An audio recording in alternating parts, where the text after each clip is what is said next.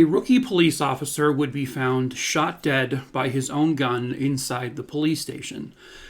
Some say he did it to himself, but the evidence would show he was murdered. Hello, true crimerers. This is the still unsolved mystery of Officer Steve Sandlin. Viewer discretion is advised.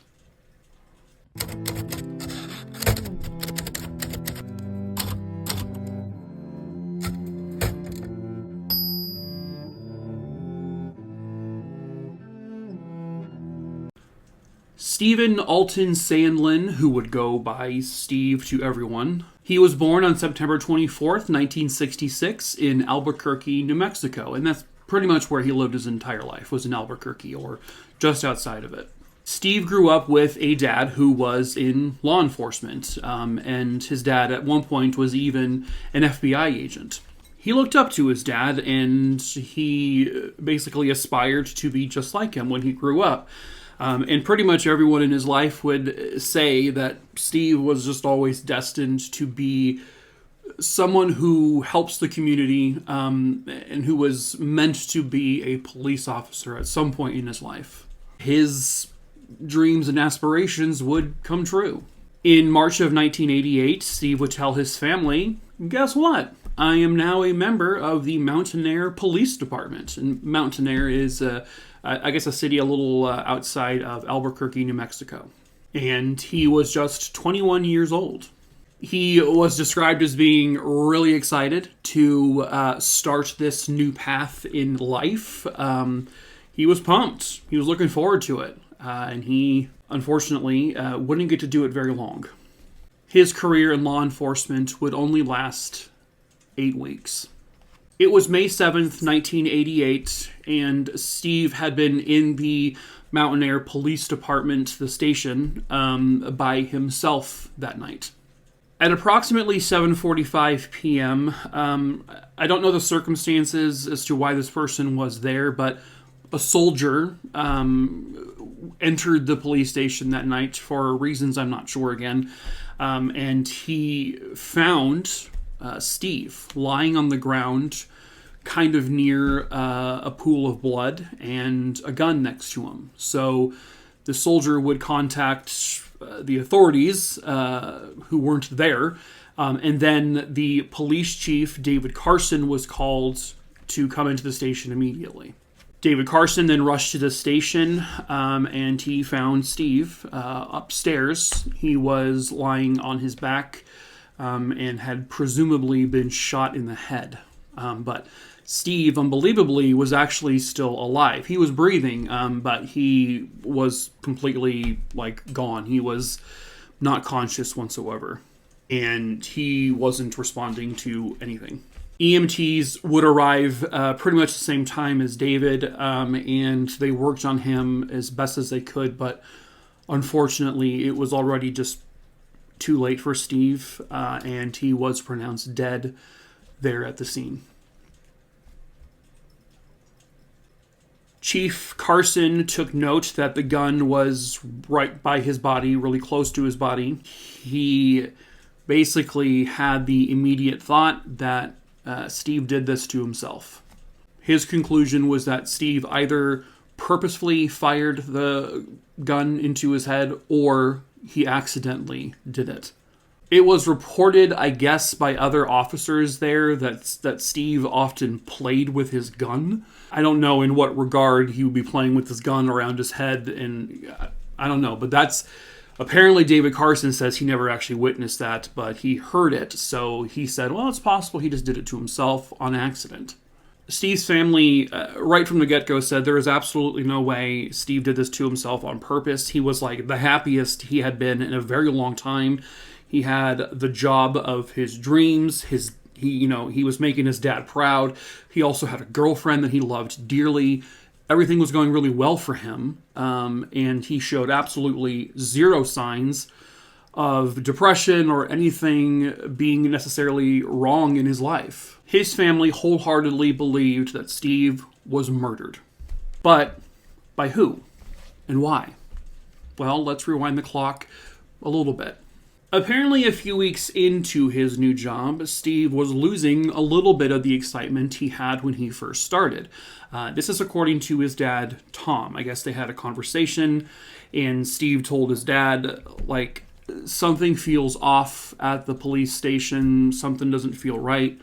I don't like the way things are being handled there.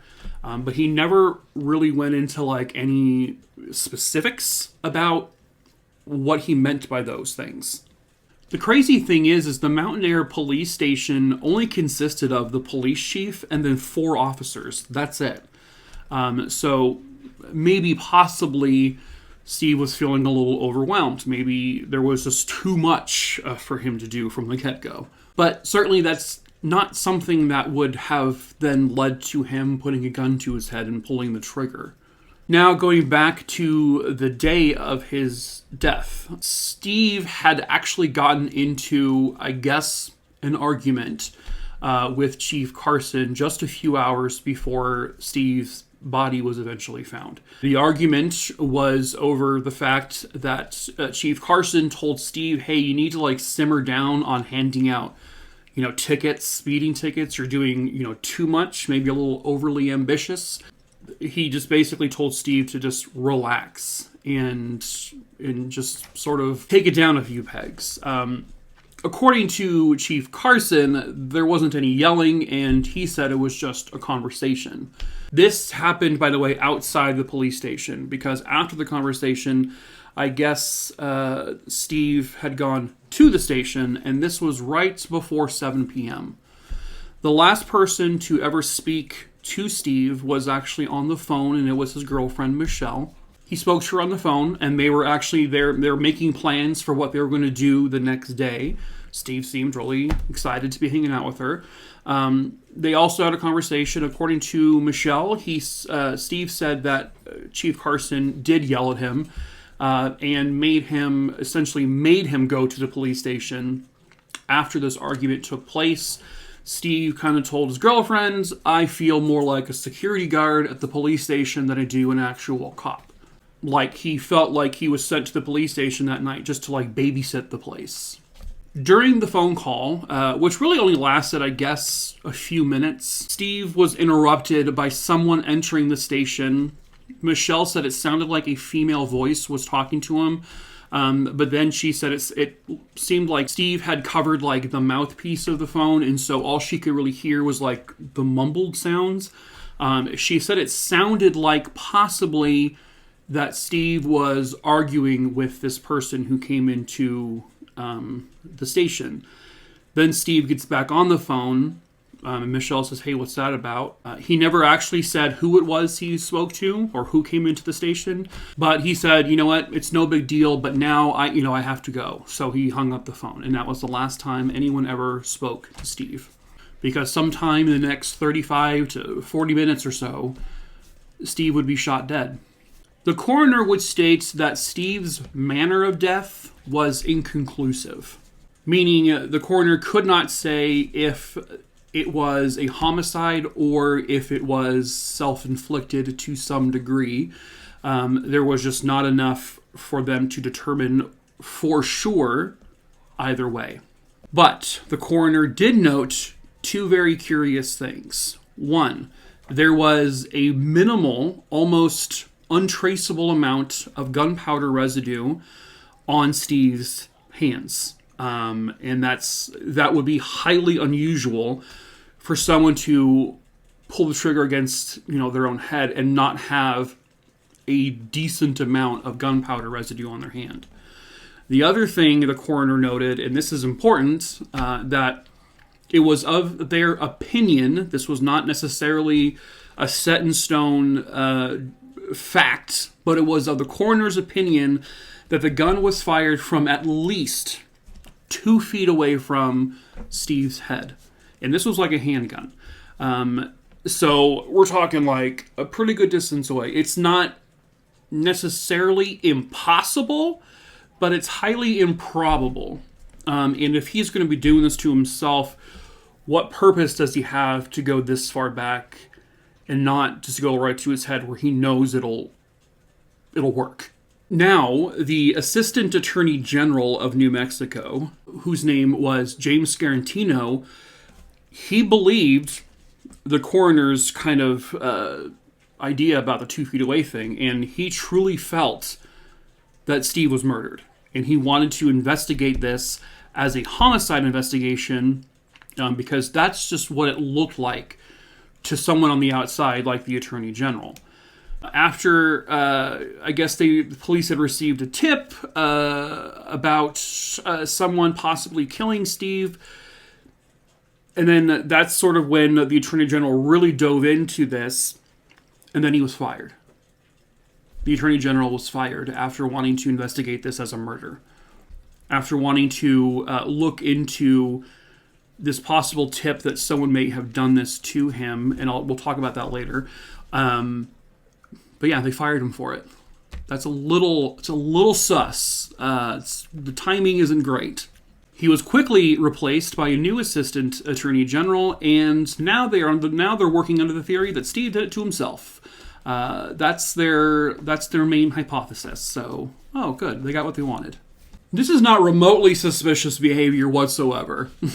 So now Steve's family and many in the community were now working under their own theory that this was now a police cover-up. Okay, if that's the case, why? Who? Why would Steve, this rookie 21-year-old cop, be murdered and the police cover it up? Well, drugs, more than likely. Apparently at the time, Mountain Air, New Mexico is considered like a hub for marijuana distribution, for also growing and producing and selling the whole 9 yards. I guess it was well known for it. So Steve's family, basically, they started to investigate all of this themselves because it was clear that the higher-ups in the police force, like the chief and the attorney general and up, weren't going to look at this for what it was, a murder. And so they ran their own investigation. They hired their own private investigators. They would find out that Steve was known to... He pulled over a lot of people. He gave a lot of speeding tickets.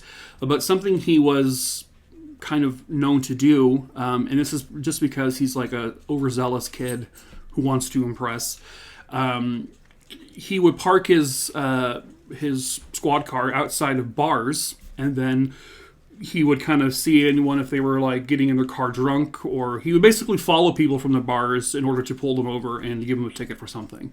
Well, one of the people he pulled over doing this exact thing was a man by the name of Melvin King. Steve pulled Melvin over on April 11th, 1988. This is roughly a month before the shooting took place in the police station. The traffic stop led to an arrest because there in plain view in the vehicle with Melvin was a large bag of marijuana. So Melvin was arrested, and then basically they kind of had no choice but to serve a warrant on Melvin's home the next day.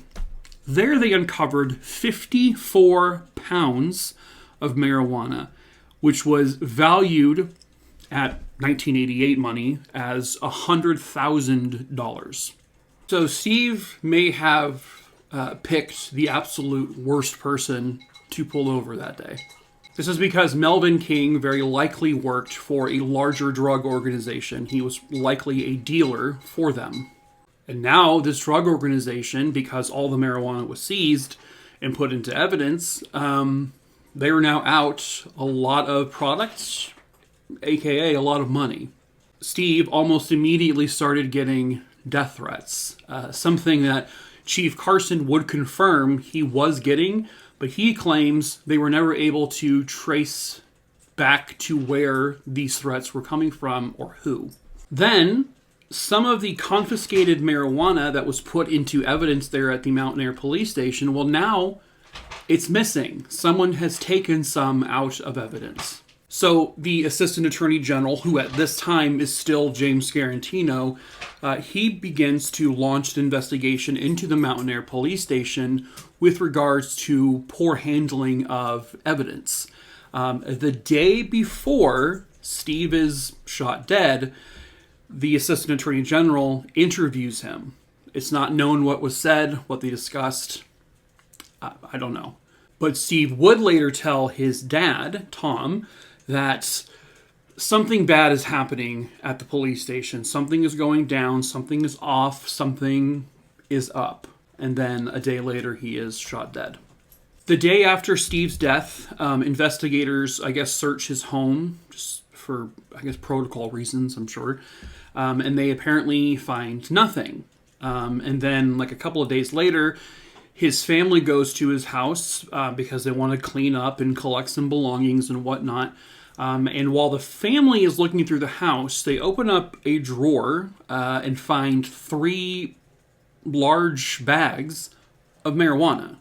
And it was just in a drawer, an obvious drawer that would have been opened during the search the investigators did just a day or so prior. So how did they miss that? Did they miss it? Or did they put it there? Police Chief Carson said, well, I bet you those bags of marijuana were put there in order to make Steve and the department look really bad. But by who and why? Something else the family could not find whatsoever were these little mini audio cassette tapes. Apparently, Steve, when he pulled people over, he would record the traffic stops. And I guess he kept those recordings at his house. And the family knew where he kept them, but they weren't there. They also weren't listed in any of the evidence that was collected from the investigators. And I believe they said that they didn't have them. So where are those? And why would those be taken?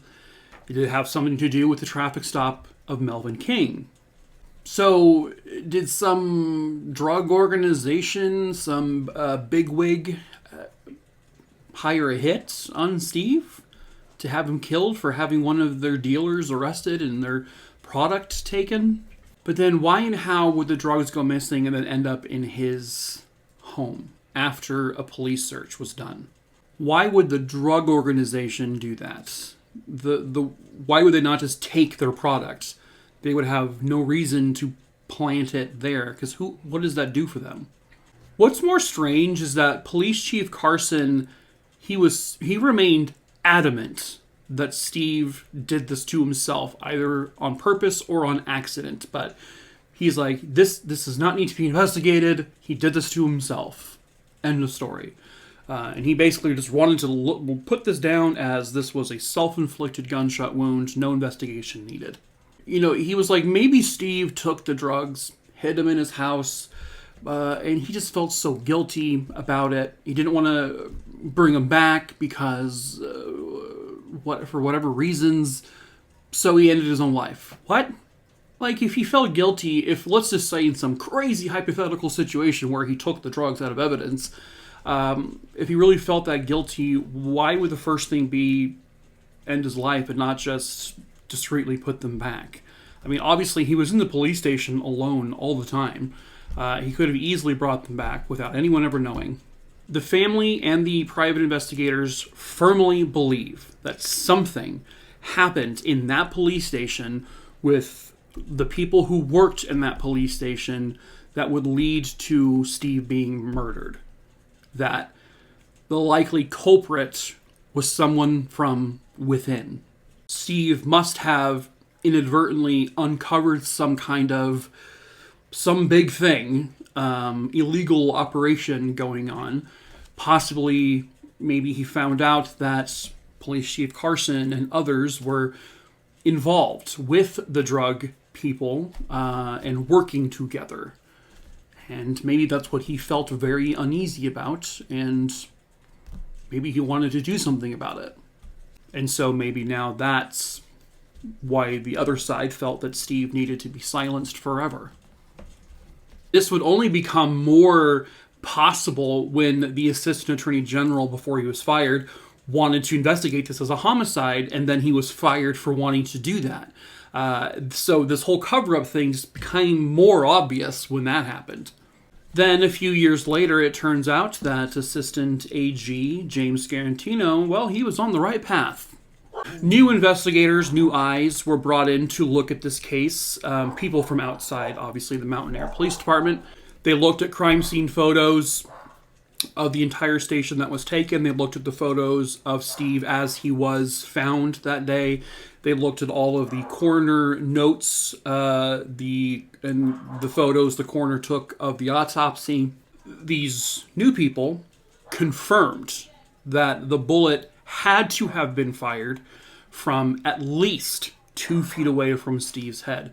This is because of, I guess, the burn marks around where the entry wound would have been. If it was super close, it would have been more substantial. So it was because of how light it was, basically, the gun had to have been fired from farther away. Steve likely could not have done that. It's not impossible, but it's improbable, like I said earlier. Next, by looking at all the photos, they determined that 100% Steve's body was moved. Steve had been found lying on the ground with a bullet hole in the right side of his head. And that was where the entry wound was. So the implication obviously being he was shot on the right side. The right side of his head was facing one wall, and the photo showed that there was brain matter, bone, like tiny fragments of bone and blood spatter all on the wall to the right of where he was found. Now, forensically, scientifically, if the bullet is shot through his right side and then it came out the left side, that should have been on the left wall. But photos of the left of his body where he was found had absolutely nothing. The gun was also found kind of basically placed right next to him. If he somehow fired it from 2 feet away and he shot it, the gun would have possibly jerked backwards and gone farther away from his body, not next to him. So that's how they determined that he was definitely moved and he was placed where he was eventually found. They also determined through the angle in which the shots went through his head and with all the other smart stuff these people were capable of, they determined that Steve was actually ducking away from his gun when it was fired, just based on where it entered his head, how it entered his head. He was moving away from it. So, with all of this new stuff, his death was now officially labeled, this is official records, is now labeled a homicide, and that he was slain in the line of duty. Not really a surprise, but who did it? Why? Well, that's kind of like a convoluted, messy, unsolved mess. Police Chief David Carson, is considered a person of interest in this. His alibi is very much in question. He claims that when the shooting would have taken place, he was at a public event. I don't know 100% if that was ever confirmed by actual witnesses, but there were numerous witnesses who placed David Carson's personal vehicle outside the police station between like 7:15 and 7:25 p.m. That he was at the police station during the time in which Steve would have been shot. David at one point changed his story and said that, between 7:05 and like 7:30, I think I blacked out. I can't remember where I was. What? Okay. Stranger is that he says he found out about the murder at 7:30 p.m. that night. Problem being, Stephen was found by that soldier, and the soldier stated, at 7:45 p.m. And before that, no one else, other than the killer, would have known or should have known that Steve was already dead, or dying.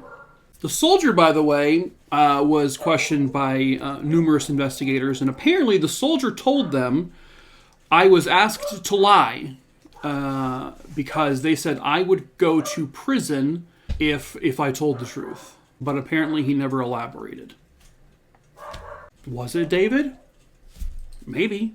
Allegedly, though, David Carson did take a polygraph test and he passed, I guess with flying colors. But take that with a grain of salt. What would his motive be? Well, he is high up the chain of power there in Mountain Air, right? He is the police chief. He may very likely have been heavily involved and working with these drug people. And, well, now with Steve throwing a wrench in their operation, this is going to screw him over and piss off the wrong people, and so maybe he was asked to take care of Steve. Allegedly 5 months before Steve's murder, police in the area were tipped off that people in the drug world out there had said they were going to murder a cop. They didn't specify which cop. This was also before Steve was actually a member of the police force, so don't really know how relevant that is or if it's even true. David Carson has never been charged with anything. Melvin King, the drug dealer that may have started this entire mess when Steve arrested him, he apparently was arrested and very briefly charged with possible connection to this, but then was very quickly released because there was no evidence. And now Melvin King died in 2004. It is certainly possible that he could have killed him. He could have been forced to do so or asked to do so by the higher-ups. You also have to kind of wonder about who that female was that Michelle heard Steve talking to on the phone. Is there any relevance to her at all? Does she have anything to do with this? Was Michelle mistaken about the possible gender of the person? May have absolutely no relevance whatsoever, but I don't think that person has ever come forward. Apparently, during the initial investigation, the Assistant Attorney General at the time, James Garantino, would get a tip that a police officer from a different precinct had confessed to another officer that he was the one to shoot and kill Steve. This alleged killer told the officer, quote, "If he had kept his nose out of things, he would be better off. Sandlin would not have died," end quote. So the Assistant Attorney General wanted to pursue this. He wanted to find out where this tip came from. He wanted to investigate this officer who said it. But that's when he was fired for wanting to do that. Yep, not a red flag at all. Nope. Now, apparently no one has any proof or documents or recordings or anything with regards to this tip that was received. They're now all of that would have helped find this person, all that stuff is now just mysteriously gone. Were the drugs taken out of the evidence locker and put into Steve's house to make it look like maybe Steve was killed because he stole drugs?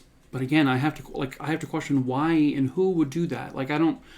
It doesn't seem like in anyone's best interest on either side here to take the drugs and put them in his house. I'm not understanding it. I don't know. Maybe you guys have a theory on that, but I don't. That's like the one thing I can't wrap my head around. I don't know why the drugs were taken out of evidence and put into his home. What purpose that served. Because if, say, Chief Carson did it, he's working with the drug organization in this theory. So why? I don't know. It baffles me. I don't get it. I don't understand this one part. But I personally think, this is just my personal opinion, that an official, someone high up, killed him, or an officer killed him in order to basically silence Steve for whatever he may have known or found out. Because nothing has ever come out, by the way.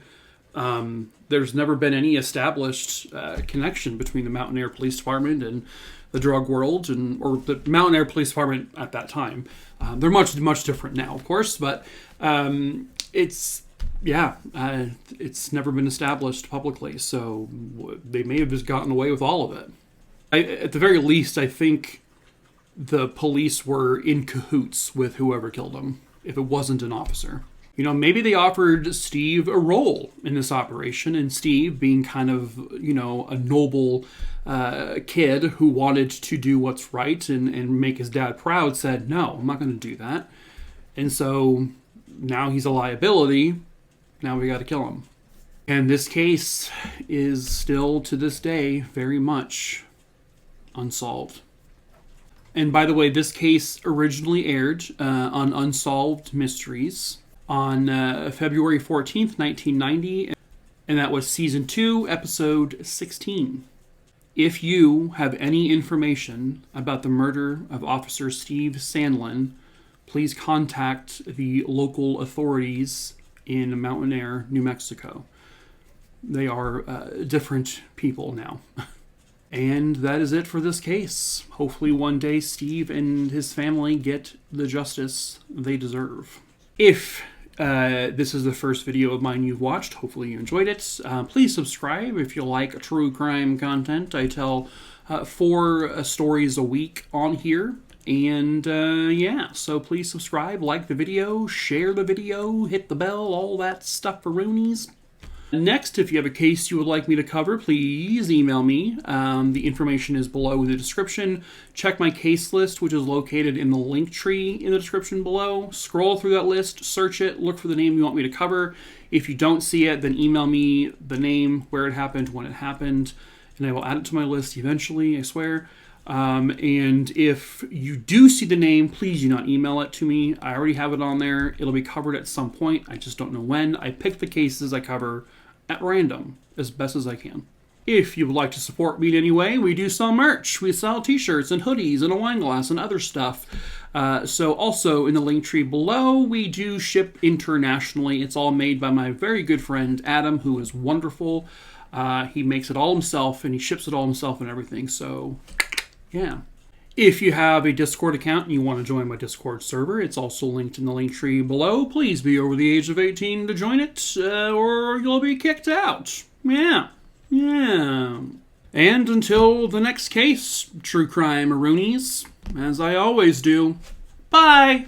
Goodbye. What? You're expecting some silly, ridiculous outro, right?